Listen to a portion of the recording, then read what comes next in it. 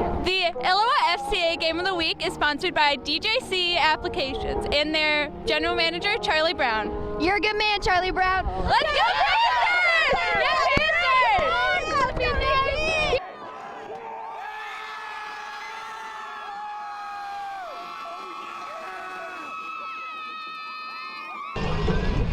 It's two teams who want the same thing, a spot in the 3A quarterfinals. Stillman Valley comes from a very different place, a perennial power with plenty of deep playoff runs and state titles.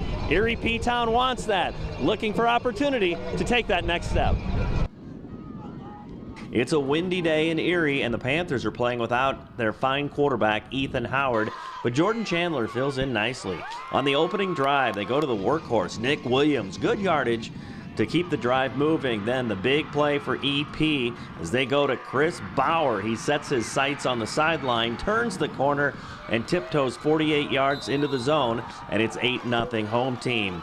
Then in the second quarter, 4th down from their own 17, and because of those heavy winds, Stillman Valley goes for it.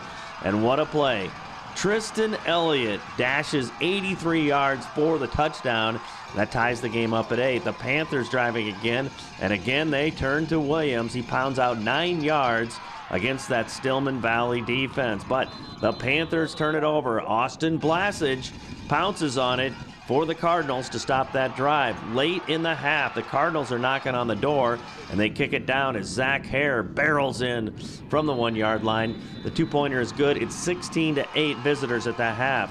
Stillman Valley again trying to move the ball, but they fumble. Sean Maloney recovers for Erie-Prophetstown at midfield, and then EP needs a big 3rd down conversion. It's Maloney diving forward to the 32.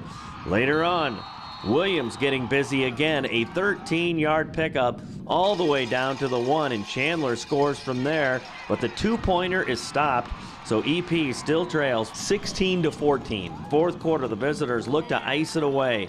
Elliott breaks off a nice 21-yard pickup, and soon after, it's Hare again, barreling in from 2 yards out, and the two-pointer is good, making it 24-14, and that's the final score as the Panthers' strong season comes to an end, but the memories will endure. We got exactly what we thought we were going to get, which was 4 quarters of very, very physical football. And I thought our kids, for the most part, stood up to the challenge, all but about 5 mistakes in that football game, and we had an opportunity to win it. Really able to move the ball well in that first half, I thought. Yeah, I mean, I thought so. I mean, we just did what we normally do, and our kids executed really well. You know, they stemmed around on us a little bit more in the second half, which caused us a little bit of problems. But, you know, I think part of that was they wore us down a little bit with just their attack overall. We'll talk about some of the enduring things you're going to have in your mind about this team. I mean, how especially where you look around, it's like, wow, you had a bunch of big guys. No wonder you were good, but it goes really far beyond that, I think. Yeah, I mean, anytime you have a 2,000-yard rusher, I've never been around a program that had anybody like that, you know, and I think it all goes back to those offensive line kids. And, you know, this is a group that people will talk about for a long time, but at the same time, I think they set expectations for our program, you know, and set the bar high as far as what we can do in the future and in building our own tradition. What are some things we don't know about this team, you know, that made them go? Some things that you just shook your head at and thought, wow, you know, these guys are beyond their years. You know, just how smart they are, just the intelligence of them.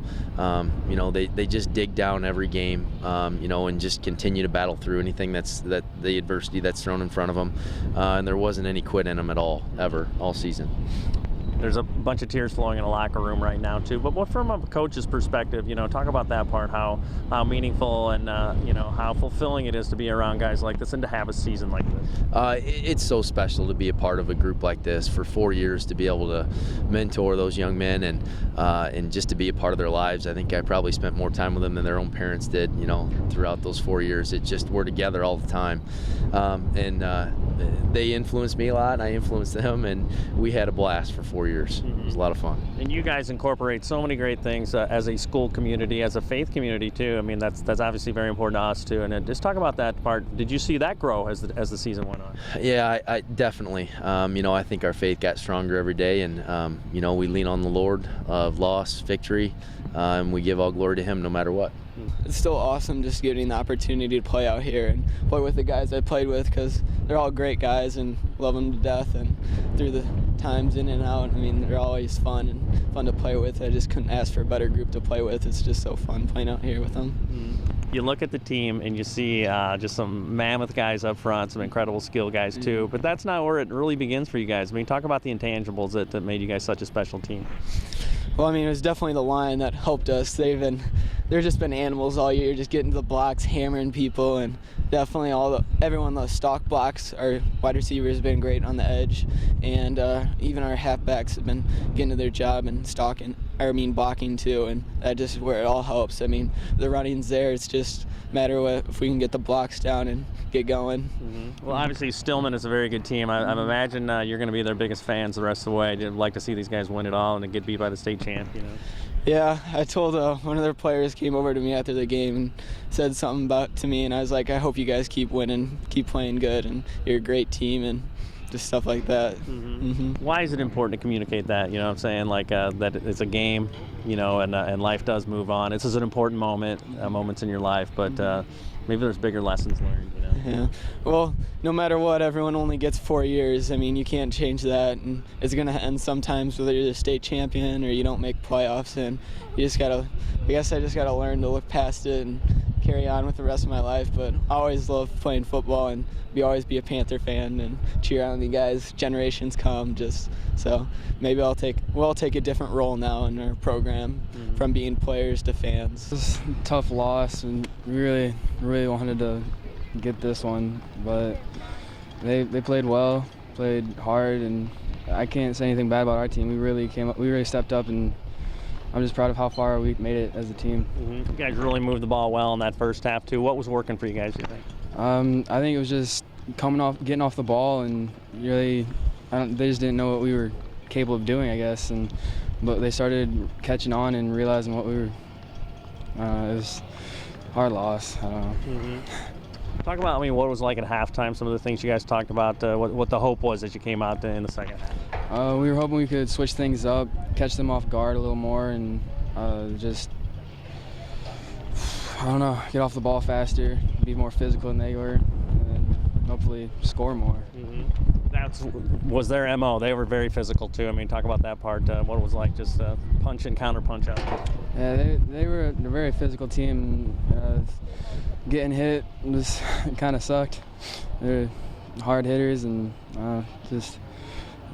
they're the more physical team today. We'll talk about the finality of these moments too. It's just like you grind and you grind, you work here, your butt off for 4 years, and that's the hard part of the playoffs, you know. Yeah, being a senior, I guess I couldn't be happier with how our team performed throughout all of our games. 8-3, not a bad record for this season, and I'm real proud of all the guys, the O-line, the way they stepped up all year. It's amazing with how they've been doing. And what do you file away as you move on? After you graduate, how meaningful these moments were for you to be on this team? I know that I'm going to remember all these games for the rest of my life. This is everything high school that anybody could imagine.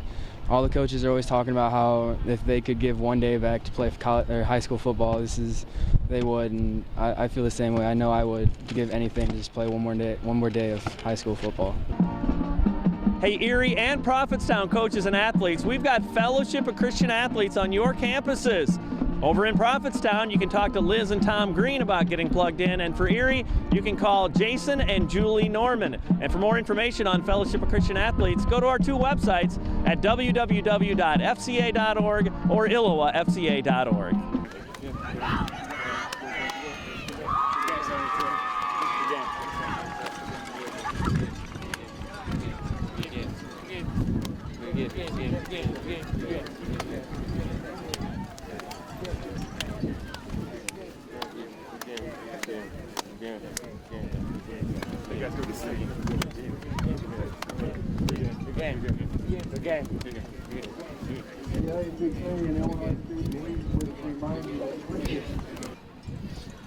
I've never been more proud than a group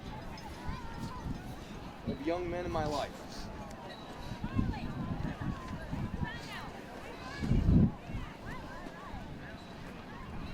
Change history for us. You've set goals that before, you set a bar for this program, and you set expectations that will be achieved year in and year out. This group of seniors has more heart and more passion in them than anybody I've ever coached. And I can't thank you enough for your 4 years of hard work, your 4 years of commitment, and everything that you've done for us, and everything you've done for each other. I've never been more proud of a group of kids and coaching staff in my entire life. We were right there, fellas. Right there. I mean, just talking about the game here a little bit, we're at the level where we can compete for state championships.